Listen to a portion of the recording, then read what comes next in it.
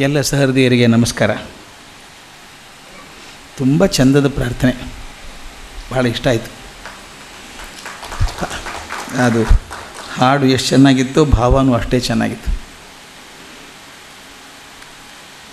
ನಿನ್ನೆ ದಿವಸ ರಾಮಾನುಜರ ಬದುಕಿನ ಒಂದು ಹಂತವನ್ನು ಗಮನಿಸಿದ್ವಿ. ಸಾಮಾನ್ಯವಾಗಿ ಗುರುಗಳು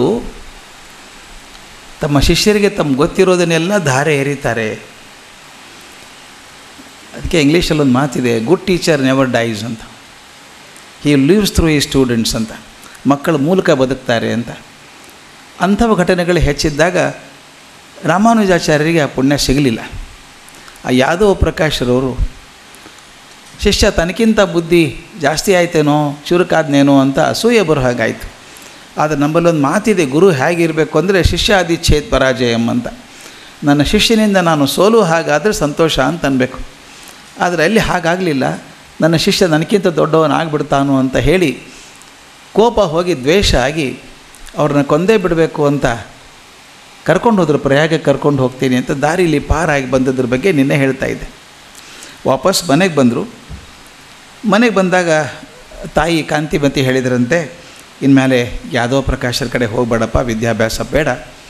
ಎಲ್ಲಿ ಮನಸ್ಸಿಲ್ವೋ ಅಲ್ಲಿ ವಿದ್ಯೆ ಹತ್ತಲ್ಲ. ನನಗೂ ಮೇಷ್ಟ್ರಾಗಿ ಖಾತ್ರಿ ಇದೆ, ಯಾರಿಗೆ ಪ್ರೀತಿಯಿಂದ ಪಾಠ ಮಾಡ್ತಿರೋ ಮನಸ್ಸಲ್ಲಿ ಉಳ್ಕೊಳ್ಳುತ್ತೆ. ಈ ಕಾಟಾಚಾರ ಟ್ಯೂಷನ್ ಹೇಳಿದರೆ ಮುಟ್ಟಲ್ಲ. ಹಾಗೆ ಪ್ರೀತಿಯಿಂದ ಪಾಠ ಮಾಡಲಿಲ್ಲ ಮೇಷ್ಟ್ರು ಅಂದಾಗ ಅಲ್ಲಿ ಹೋಗಬೇಡ ಅಂತ ಅಮ್ಮ ಹೇಳಿದರು. ಹಾಗಾದ್ರೆ ಒಂದು ಕೆಲಸ ಮಾಡು, ಕಾಂಚಿ ಗುಡಿ ಇದೆಯಲ್ಲ, ಕಾಂಚಿ ಗುಡಿಯೊಳಗೆ ಕಾಂಚೀಪೂರ್ಣರು ಅಂತಿದ್ದಾರೆ ನೋಡಿ. ಆಗಿನ ಕಾಲ ನನಗೆ ಆ ತಮಿಳುನಾಡಿನ ಅದ್ಭುತ ಅನಿಸುತ್ತೆ. ನನಗೆ ಜಾತಿ ಅನ್ನೋದು ಬರಲೇ ಇಲ್ಲ ರೀ ಮೊದಲಿಂದ ಅಲ್ಲಿ ಅನಿಸುತ್ತೆ ನನಗೆ. ಈ ಕಾಂಚೀಪೂರ್ಣರು ವರದರಾಜನಿಗೆ, ಕಂಚಿ ವರದರಾಜನಿಗೆ ಚಾಮರ ಸೇವೆ ಮಾಡೋರು. ಪೂಜೆ ಮಾಡುವಾಗ ಚಾಮರ ಬೀಸೋ ಕೆಲಸ. ಆಗಿನ ಕಾಲದ ಪ್ರಕಾರ ತುಂಬ ಕೀಳು ಕುಲದವರು ಅವರು ಅಂತ, ಶೂದ್ರರು ಅಂತ. ಆದರೆ ಎಷ್ಟರ ಮಟ್ಟಿಗೆ ಪ್ರತೀತಿಯಾಗಿತ್ತು ಅವ್ರ ಭಕ್ತಿ ಅಂದರೆ, ದಿನ ರಾತ್ರಿ ವರದರಾಜ ಜೊತೆ ಸಂವಾದ ಮಾಡ್ತಾರೆ ಅವರು ಅಂತ. ಕಾಂಚೀಪೂರ್ಣರು ವರದ ಸಂವಾದ ಮಾಡ್ತಾರೆ, ಉತ್ತರ ಕೊಡ್ತಾನೆ ವಾದಿರಾಜ ಅವ್ರ ಮಾತು, ವರದರಾಜ ಅಂತ ಮಾತಿತ್ತು.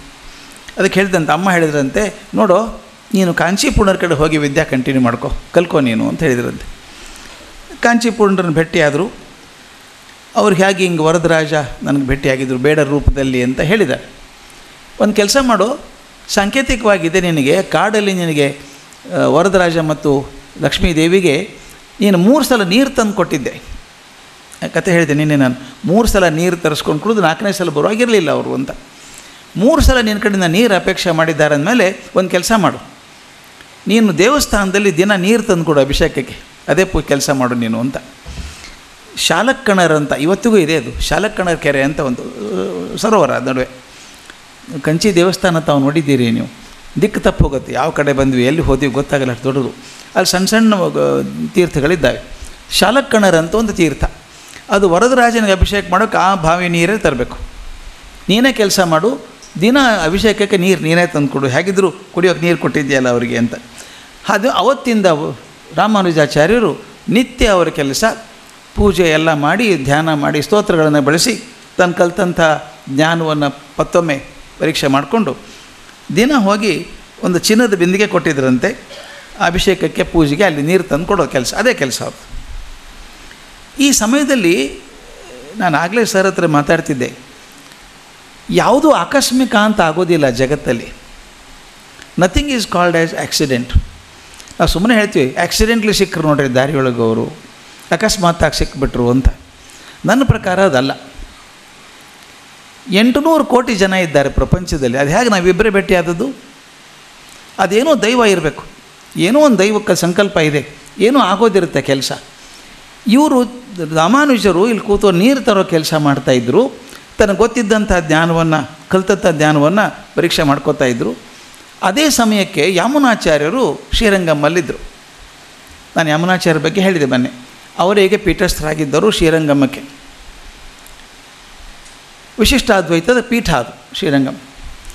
ಅಲ್ಲಿದ್ದಾಗ ಅವ್ರಿಗೆ ವಯಸ್ಸಾಗ್ತಾಯಿತ್ತು, ಆರೋಗ್ಯನೂ ಸ್ವಲ್ಪ ಶಿಥಿಲ ಆಗ್ತಾಯಿತ್ತು. ಅವರಂದ್ರಂತೆ ನಮ್ಮ ಉತ್ತರಾಧಿಕಾರಿ ಯಾರನ್ನಾದರೂ ಆರಿಸ್ಬೇಕು, ನನಗೆ ಉತ್ತರಾಧಿಕಾರಿ ಯಾರನ್ನ ಆರಿಸ್ಬೇಕು ಹುಡುಕಾಡಿ. ತರುಣರು ಯಾರಿದ್ದಾರೆ, ಈ ರೀತಿ ಅಧ್ಯಾತ್ಮದ ಸಾಧನೆ ಮಾಡಿಕೊಂಡವ್ರು ಯಾರಿದ್ದಾರೆ ಮತ್ತು ಸನ್ಯಾಸ ಮಾರ್ಗದಲ್ಲಿ ವೈರಾಗ್ಯ ಬಂದವರು ಯಾರಾದರೂ ಇದ್ದಾರೆ ನೋಡಿ ಅಂತ ಹೇಳಿದ್ರಂತೆ. ಆಗ ಯಾರು ಹೋಗಿದ್ರಂತೆ, ರಾಮಾನುಜ ಅಂತ ಬಿದ್ದಾನೆ, ಆ ಕಂಚಿ ದೇವಸ್ಥಾನಕ್ಕೆ ಹೋಗ್ತಾನೆ, ಅಭಿಷೇಕ ಮಾಡೋಕ್ಕೆ ಹೋಗ್ತಾನೆ, ತುಂಬ ತಿಳ್ಕೊಂಡಿದ್ದಾನೆ, ಅವನಿಗೆ ವರದರಾಜನ ಕೃಪೆ ಆಗಿದೆ ಅಂತ ಹೇಳಿದ್ರು. ಹಾಗಾದ್ರೆ ಅವನು ಭೇಟಿ ಆಗಬೇಕು ಅಂದ್ಕೊಂಡ್ರು ಯಮುನಾಚಾರ್ಯರು. ಭೇಟಿ ಆಗೋಕ್ಕಾಗಲಿಲ್ಲ, ಪ್ರವಾಸ ಮಾಡಲಿಕ್ಕೆ ಆಗಲಿಲ್ಲ ಅವ್ರಿಗೆ. ಆಮೇಲೆ ಇವರು ರಾಮಾನುಜರು ನೋಡಬೇಕು ಅಂತ ಅಪೇಕ್ಷೆ ಪಟ್ಟರಲ್ಲ, ಆಗಲಿಲ್ಲ ಅಂದಾಗ ಒಂದು ಕೆಲಸ ಮಾಡಿದ್ರಂತೆ ಯಮುನಾಚಾರ್ಯರು. ಒಂದು ಸ್ತೋತ್ರ ರತ್ನಂ ಅಂತ ಒಂದು ಕೃತಿ ಸೃಷ್ಟಿ ಮಾಡಿದರು. ಸ್ತೋತ್ರ ರತ್ನಂ ಅಂತ ಒಂದು ದೊಡ್ಡ ಸಂಗ್ರಹ, ಭಗವಂತನ ಕುರಿತು ಪ್ರಾರ್ಥನೆ ಮಾಡುವಂಥದ್ದು ಸ್ತೋತ್ರ. ಇಡೀ ವಿಶಿಷ್ಟಾದ್ವೈತದ ಸಾರಾಂಶವನ್ನು ಆ ಹಾಡಲ್ಲಿಟ್ಟಿದ್ದಾರೆ, ಆ ಶ್ಲೋಕಗಳಿಟ್ಟಿದ್ದಾರೆ. ಅವ್ರಿಗೊಂದು ಆಸೆ ಬಂತು, ಈ ಶ್ಲೋಕಗಳನ್ನು ಹೇಗಾದರೂ ಮಾಡಿ ರಾಮಾನುಜಮರ ಕಿವಿ ಮೇಲೆ ಹಾಕಬೇಕು. ಅದು ಎಷ್ಟು ಸುಂದರವಾಗಿದ್ದಾವೆ ಸ್ತೋತ್ರಗಳು ಅಂತಂದರೆ ಅದನ್ನು ಕೇಳಿದ ತಕ್ಷಣ ರಾಮಾನುಜರಿಗೆ ಆಸಕ್ತಿ ಬರ್ತದೆ, ಬರಬೇಕು ಅಂಥೇಳಿ ಅದು ಕರ್ಕೊಂಬನ್ನಿ ಅವನು ತೋರಿಸಿ ಅಂತ. ಬನ್ನಿ ಅಂದರೆ ಬರಲಿಕ್ಕಿಲ್ಲ ಅವರು, ಅದಕ್ಕೆ ಕಿವಿ ಮೇಲೆ ಸ್ತೋತ್ರ ಬೀಳಂಗೆ ಮಾಡಿ ಅಂತ. ಯಮುನಾಚಾರ್ಯರ ಅತ್ಯಂತ ಖಾಸ ಶಿಷ್ಯ ಒಬ್ಬರಿದ್ದರು, ಮಹಾಪೂರ್ಣರು ಅಂತ, ಮಹಾಜ್ಞಾನಿ. ಅವ್ರು ಬಲಗೈ ಆಗಿದ್ದವರು, ರಾಮಾನುಜ ಬಲಗೈ, ನೀನೇ ಹೋಗು ಅಂತ ಕಳಿಸಿದರು. ಮಹಾಪೂರ್ಣರು ಆ ಸ್ತೋತ್ರ ರತ್ನವನ್ನು ತೊಗೊಂಡು ಕಂಚಿಗೆ ಬಂದರು.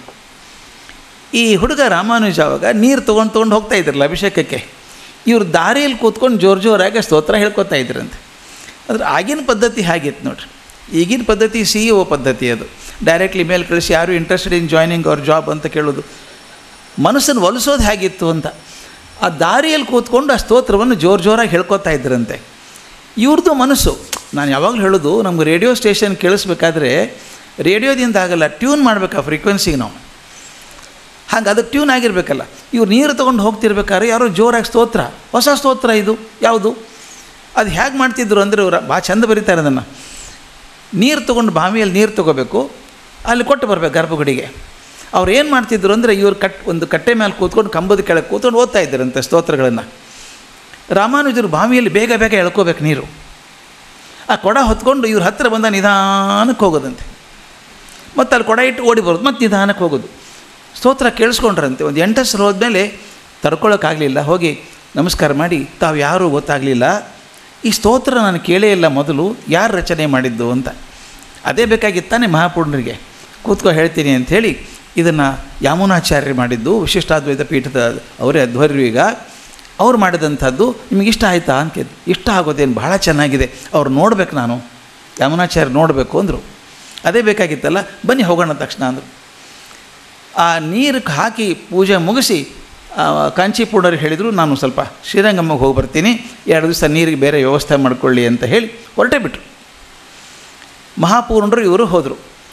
ಅದು ದೈವ ಹೇಗಿರುತ್ತೆ ಅಂದರೆ, ಇವರು ಶ್ರೀರಂಗಮ್ಮ ಇನ್ನೂ ಸ್ವಲ್ಪ ದೂರ ಇರಬೇಕಾದ್ರೇ ರಸ್ತೆ ಆ ಕಡೆ ಈ ಕಡೆ 2 ಕಡೆಯೂ ಈ ಕೆಲವು ವೈಷ್ಣವ ಭಕ್ತರಲ್ಲಿ ನಿಂತ್ಕೊಂಡು ಅಳೋದು ಕಾಣಿಸ್ತಾ ಇರ್ತಾರೆ, ಅಳ್ತಾ ಇದ್ದರಂತೆ. ಯಾಕೆ ದುಃಖದಲ್ಲಿದ್ದಾರೆ, ಅಳ್ತಾ ಇದ್ದಾರೆ ಇವರು ಅಂತ ಒಂದು ಗುಂಪಿನ ಕೇಳಿದ್ರಂತೆ. ಏನಾಯಿತು ಅಂತ. ಬೆಳಗ್ಗೆ ಯಮುನಾಚಾರ್ಯರು ದೇಹ ಬಿಟ್ಟರು. ಯಾರು ನೋಡಬೇಕು ಅಂತ ಇವ್ರು ಹೋಗಿದ್ದಾರೋ, ಮೊಟ್ಟ ಮೊದಲ ಬಾರಿಗೆ ನೋಡಬೇಕು ಅಂತ ಹೋಗಿದ್ದಾರೋ ಅವರಿಗೆ ದೇಹದಲ್ಲಿಲ್ಲ. ಬಹಳ ದುಃಖ ಆಗಿಬಿಡ್ತು. ಆ ಸ್ತೋತ್ರ ರಚನೆ ಮಾಡಿದಂಥ ಮಹಾನುಭಾವರು ನೋಡಬೇಕು, ಅವ್ರು ಶಿಷ್ಯತ್ವ ತೊಗೋಬೇಕು ಅಂತ ನಾನು ಅಂದ್ಕೊಂಡಿದ್ದೆ, ಅವರೇ ಹೋಗ್ಬಿಟ್ರಲ್ಲ, ನಾನು ಬಂದದ್ದು ಕೆಲಸನೇ ಸರಿ ಆಗಲಿಲ್ಲ ಅಂದ್ಕೊಂಡು ದುಃಖದಲ್ಲಿ ಹೋದರು. ಆಗಾಗಲೇ ಯಮುನಾಚಾರ್ಯ ವೃಂದಾವನ ಮಾಡೋದಕ್ಕೆ ದೇಹ ರೆಡಿ ಮಾಡಿದರು. ಆಗೋದು ಹೇಗಿರುತ್ತೆ ನೋಡಿ, ಅದನ್ನು ಚರ್ಮ ಸಿದ್ಧತೆ ಅಂತ ಮಾಡ್ತಾಯಿರ್ತಾರೆ. ಮಾಡಿದಾಗ ಇವ್ರು ಹೋದರು, ಆ ದೇಹಕ್ಕೆ ದೀರ್ಘದಂಡ ನಮಸ್ಕಾರ ಮಾಡಿದರು, ಕೈ ಮುಕ್ಕೊಂಡು ನಿಂತಿದ್ರು. ಶಿಷ್ಯರೆಲ್ಲ ಅಳ್ತಾಯಿದ್ರು. ರಾಮಾನುಜಾಚಾರ್ಯ ಗಮನ ಇಟ್ಟು ನೋಡಿದರು. ಏನು ಕಾಣಿಸ್ತು ಅಂದರೆ, ಆ ಯಮುನಾಚಾರ್ಯರ ದೇಹ ಬೆರಳು ಹೀಗಿತ್ತಂತೆ, ಮಧ್ಯದ 3 ಬೆರಳು ಮಡಚ್ಕೊಂಡಿತ್ತಂತೆ, ಕಿರಿ ಬೆರಳು ಹೆಬ್ಬೆರಳು ಹಿಂಗೆ ತಕ್ಕೊಂಡಿತ್ತಂತೆ, ಹೀಗೆ ಇತ್ತಂತೆ ಕೈ. ಆಗ ಅವ್ರು ತಕ್ಷಣ ಶಿಷ್ಯರನ್ನು ಕೇಳ್ತಾರೆ, ಯಮುನಾಚಾರ್ಯರು ಯಾವಾಗಲೂ ಹೀಗೆ ಇತ್ತ ಕೈ ಅಥವಾ ಈಗ ಆಯ್ತಾ ಅಂತ ಕೇಳಿದ್ರಂತೆ. ಎಂದೂ ಹಿಂಗಿರಲಿಲ್ಲ ಅವರು. ನಿನ್ನೆ ಸಾಯಂಕಾಲ ಉಪನ್ಯಾಸ ಕೂಡ ಚೆನ್ನಾಗೇ ಇದ್ದರು. ಉಪನ್ಯಾಸದಲ್ಲಿ ನಿಮ್ಮ ಬಗ್ಗೆ ಮಾತಾಡಿದರು ನೋಡಿ, ರಾಮಾನುಜಾಚಾರ್ಯರ ಬಗ್ಗೆ ಮಾತಾಡಿದರು. ನನಗೇನಾದರೂ ಅಪ್ಪಣೆ ಕೊಟ್ರಾ ಅಂತ. ಅಪ್ಪಣೆ ಅಂತ ಹೇಳಿಲ್ಲ, 3 ಕೆಲಸ ಆಗಬೇಕು ನನ್ನ ನಂತರ ಬರೋದಂತ, 3 ಕೆಲಸ ಆಗಬೇಕು ಅಂತ ಅಂದ್ಕೊಂಡ್ರು. ಆ 3ನ್ನು ಎಣಿಸ್ತಾ ಇದ್ದರು, ಏನು ಕೆಲಸ ಆಗಬೇಕು ಅಂತ. ಹಾಗೆ ನಿಂತ್ಕೊಂಡ್ಬಿಡುತ್ತೆ ಕೈ ಅದು. ಆದ್ದರಿಂದ 3 ಬೆರಳು ಬಹುಶಃ ನಿಮಗೋಸ್ಕರ ಹೇಳಿದ್ದು. ಏನು ಹೇಳಿದರು ಅವರು, ಏನು ಅಪೇಕ್ಷೆ ಏನು ಮಾಡಿದರು ಅಂತ ಭಾಳ ಚಂದ ಹೇಳ್ತಾರವ್ರು. ಮೊದಲನೇದು ನಮ್ಮ ವಿಶಿಷ್ಟಾದ್ವೈತ ಮತ ಇದೆಯಲ್ಲ ನಮ್ಮದು, ಇದನ್ನು ನನ್ನ ಲಕ್ಷ್ಯದಲ್ಲಿಟ್ಟುಕೊಂಡು ಬ್ರಹ್ಮಸೂತ್ರಕ್ಕೆ ವ್ಯಾಖ್ಯೆ ಬರೀಬೇಕು. ಮೊದಲನೇ ಕೆಲಸ ಯಾರೂ ಬರೆದಿಲ್ಲ, ಶಂಕರಾಚಾರ್ಯರು ಬರೆದಿದ್ದರು, ಬ್ರಹ್ಮಸೂತ್ರಕ್ಕೆ ವ್ಯಾಖ್ಯೆ ಬರೆದಿದ್ದರು. ಇವರು ನಮ್ಮ ವಿಶಿಷ್ಟಾದ್ವೈತಕ್ಕೆ ಸಕ್ಕದಂಥ ಒಂದು ಬ್ರಹ್ಮಸೂತ್ರಕ್ಕೆ ವ್ಯಾಖ್ಯೆ ಬರೀಬೇಕು, ಅದು ಮೊದಲನೇದ್ದು ಅಂತ ಹೇಳಿದ್ರಂತೆ. ಎರಡನೇದ್ದೇನು ಅಂದರೆ ನಮ್ಮ ಆಳ್ವಾರ್, ನೀನು ಹೇಳ್ತೇನೆ ನಮ್ಮ ಆಳ್ವಾರ್ ಅಂತ ಆರನೇದವರು ಅದ್ಭುತವಾದಂಥ ಪ್ರಬಂಧಗಳನ್ನು ಬರೆದಿದ್ದಾರೆ, ಕೀರ್ತನೆಗಳನ್ನು ಬರೆದಿದ್ದಾರೆ. ಆ ನಮ್ಮ ಆಳ್ವಾರ್ ಬರೆದಂಥ ತಿರುವಾಯ್ಮೋಳಿ ಅಂತ ಒಂದು ಗ್ರಂಥ ಇದೆ. ಆ ತಿರುವಾಯ್ಮೋಳಿ ಗ್ರಂಥಕ್ಕೆ ಯಾರೂ ವ್ಯಾಖ್ಯೆ ಬರೆದಿಲ್ಲ, ಅದಕ್ಕೆ ಅದು ವ್ಯಾಖ್ಯಾನ ಬರೀಬೇಕು, ಎರಡನೇದ್ದು ಅಂತ ಹೇಳಿದ್ರಂತೆ. ಮೊದಲೇದು ಬ್ರಹ್ಮಸೂತ್ರಕ್ಕೆ ವ್ಯಾಖ್ಯೆ ಬರೆಯೋದು, ಭಾಷ್ಯ ಬರೆಯೋದು. ಎರಡನೇದು ತಿರುವಾಯ್ಮೋಳಿಗೆ ವ್ಯಾಖ್ಯಾನ ಬರೆಯುವಂಥದ್ದು. ಮೂರನೇದು ಹೇಳಿದ್ರಂತೆ, ನಮಗೆ ಆದಿ ಗುರುಗಳು ಅಂತ ಅಂದ್ಕೊಂಡಂಥ ಪರಾಶರರು ಮತ್ತು ವ್ಯಾಸರು ಅವರಿಬ್ಬರದ್ದು ನೆನಪಿಡುವಂಥದ್ದು ಏನಾದರೂ ಒಂದು ಕೆಲಸ ಮಾಡಬೇಕು ಅಂತ ಮೂರು ಹೇಳಿದರು. ಆ ಹೇಳಿದ ಮೇಲೆ ಬೆರಳು ಸೀದಾ ಆಗಲೇ ಇಲ್ಲ, ಹಾಗೆ ಉಳ್ಕೊಂಡ್ಬಿಡ್ತದು ಅಂತ ಹೇಳಿದರು. ಇವರು ಅಂದ್ಕೊಂಡ್ರು, ಮತ್ತೊಮ್ಮೆ ನಮಸ್ಕಾರ ಮಾಡಿದರು. ಅವ್ರು ಮುಂದೆ ಹೇಳಿದ್ರಂತೆ, ನಿಮ್ಮನ್ನು ಗುರುಗಳು ಅಂತ ಒಪ್ಕೊಂಡಿದ್ದೇನೆ ನಾನು, ಆ ದೇಹಕ್ಕೆ ಹೇಳ್ತಾರೆ, ಒಪ್ಕೊಂಡಿದ್ದೇನೆ. ನಿಮ್ಮ 3 ಅಪೇಕ್ಷೆಯನ್ನು ನಾನು ತೀರಿಸ್ತೀನಿ, ನಾನು ಖಂಡಿತ ತೀರಿಸ್ತೀನಿ, ಪ್ರತಿಜ್ಞೆ ಮಾಡ್ತೀನಿ. ಆದರೆ ನನಗೆ 3 ಆಶೀರ್ವಾದಗಳು ಬೇಕು. ಇದು ಮಾತು ಭಾಳ ಮುಖ್ಯ ಸ್ನೇಹಿತರು ಹೇಳೋದು. ನಾನು 3 ಆಶೀರ್ವಾದ ನನಗೆ ಬೇಕು. ಗುರು ಆಶೀರ್ವಾದ ಮೊದಲು ಬೇಕು, ನಿಮ್ಮ ಆಶೀರ್ವಾದ ಬೇಕು ನನಗೆ. ಎರಡನೇದು, ನನಗೆ ಆರೋಗ್ಯ ಆಯುಸ್ಸು ಎರಡೂ ಇರಬೇಕು. ಮಾಡ್ಬೇಕಾದ್ರೆ ಕೆಲಸ ಬೇಕಲ್ಲ, ಗುರು ಕೃಪೆ ಇರಬೇಕು, ನನಗೆ ಆರೋಗ್ಯ ಆಯುಷ್ಯ ಇರಬೇಕು. ಮೂರನೇದ್ದು ಭಾಳ ಮುಖ್ಯ, ಭಗವಂತನ ಸಂಕಲ್ಪ ಇರಬೇಕು. ಈಗ ನಮ್ಮ ಜೀವನದಲ್ಲೂ ಕೂಡ ಅದೇ ಅಲ್ವಾ, ಈ 3 ಇದ್ರೇ ಕೆಲಸ ಆಗೋದು. ಆರೋಗ್ಯನೇ ಇಲ್ಲ, ನಾನೇನು ಮಾಡ್ತೀನಿ? ಆರೋಗ್ಯ ಇದೆ, ಗುರುಕೃಪೆ ಇಲ್ಲ. ಗುರುಕೃಪೆ ಭಗವತ್ ಸಂಕಲ್ಪ ಆಗಿಲ್ಲ. ತಾವು ನೋಡಿದ್ದೀರಿ, ಎಷ್ಟೋ ಕೆಲಸ ಮಾಡಬೇಕು ಅಂತ ಕೂತದ್ದು ಆಗೋದೇ ಇಲ್ಲ, ಅವು ಏನಾದರೂ ಆಗೋದಿಲ್ಲ. ಏನೋ ವಿಚಾರ ಮಾಡಿರಲ್ಲ, ಪಟ್ಟಂತ ಆಗೋಗ್ಬಿಡುತ್ತೆ ಅದು ಕೆಲಸ. ಯಾವುದು ಆಗೋದು ಹೀಗೇನೆ, ಭಗವತ್ ಸಂಕಲ್ಪ ಇರಬೇಕು. ರಾಮಾನುಜ ಹೇಳ್ತಾರೆ, ಗುರುಕೃಪೆ, ನನ್ನ ಆರೋಗ್ಯ ಹಾಗೂ ಭಗವತ್ ಸಂಕಲ್ಪ ಇದ್ದರೆ ಈ 3 ಪೂರೈಸ್ತೀನಿ ನನ್ನ ಜೀವನದಲ್ಲಿ ಅಂತ ಹೇಳಿ ಪ್ರತಿಜ್ಞೆ ಮಾಡಿದರು. ಆಮೇಲೆ ಬೃಂದಾವನ ಮಾಡಿದರು, ಯಮುನಾಚಾರ್ಯ ದೇಹವನ್ನು.